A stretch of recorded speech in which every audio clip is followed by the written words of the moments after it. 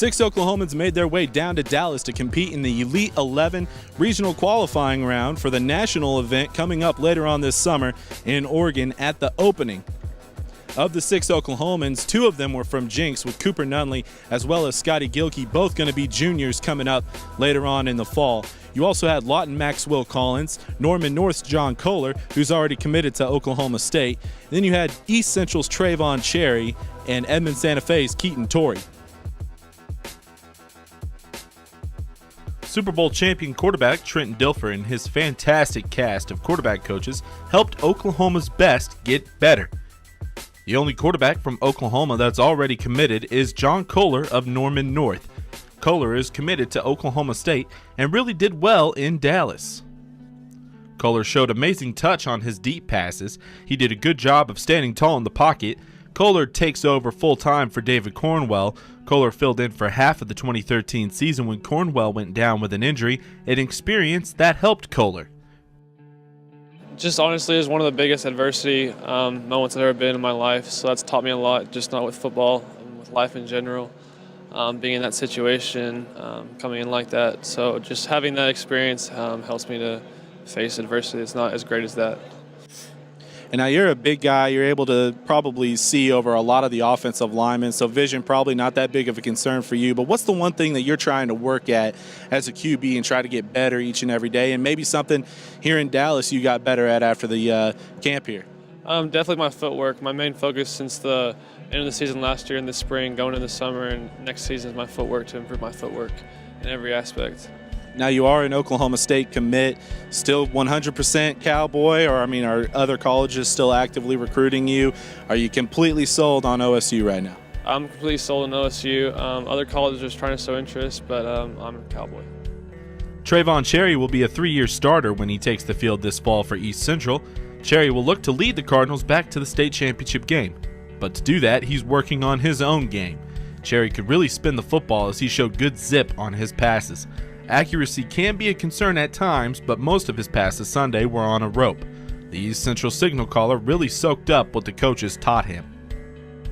I got better with my footwork, stepping up in the pocket or not hitching as much as and with my elbow.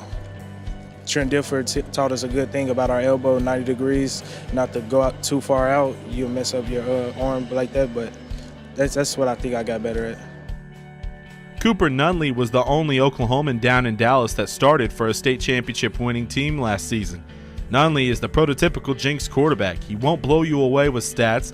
He's just going to help you win ball games. More importantly, he's not going to do anything to make you lose. Nunley was named one of the top performers of the day in Dallas. He made all the throws on Sunday. It was impressive to watch from the Trojan gunslinger. Nunley will have to overcome size questions, but nobody will question his arm and uncanny ability to fit it into tight windows. He can put touch on the fade while he can sling in the slant route. Much like during his sophomore season, Nunley didn't shy away from the competition. Yeah, it makes me, it gives you a chance to look at your competition, see where everyone stacks up against you, and just get you excited for next season. It doesn't take an expert to figure out the quarterback stable at Jinx is pretty full at the moment. Scotty Gilkey is another Trojan quarterback that will be going into his junior year. Already holding a D1 offer from Louisiana Monroe, Gilkey is looking forward to what could be a huge summer. He kicked it off by showing unbelievable arm strength during the quarterback drills, and like many quarterbacks with cannons for arms, he'll need to harness that strength and add more touch on his throws. He soaked up what the coaches would say during each drill. He knows that the only way to continue the success he's had this offseason is to pinpoint areas that need improvement.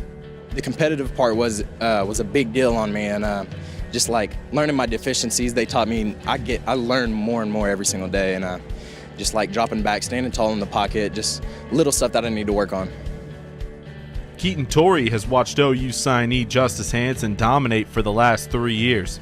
Hanson is now in Norman, and Torrey will now have all eyes on him in September. Torrey will need to progress during the summer if he will be able to continue Edmond Santa Fe's recent success.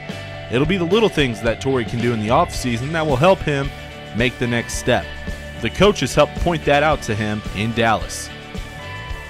Just my feet work. They pointed out little things that that's never been brought to my attention, just as far as pointing your toe one way or pointing your toe the other way. It was just the little things, nothing too big.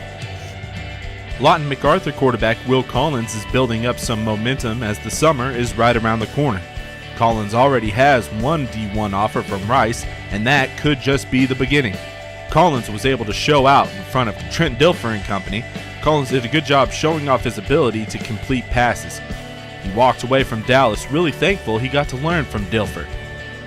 Very intense. I mean, talk about a guy who really just wants to just get down and fix what you're doing wrong. And I've never seen someone so just into what's going on. He was so intense, and I really loved it.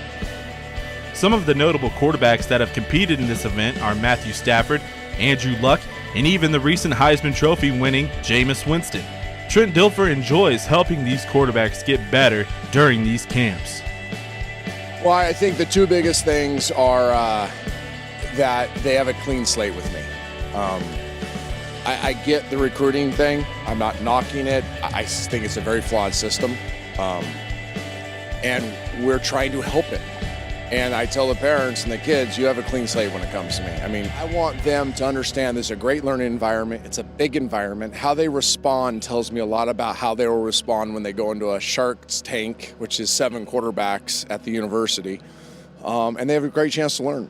And the other thing is I tell them lonely work. To make it, to chase their dreams, it's more than hard work. Everybody works hard. You got to do the lonely work that nobody knows about, that you don't get credit for, that you don't get celebrated for. Those will be the guys that make it. So I thought this was a great group that was deeply engaged, that heard the message. And I bet you the next time I see each one of these kids, they'll be better than they were today.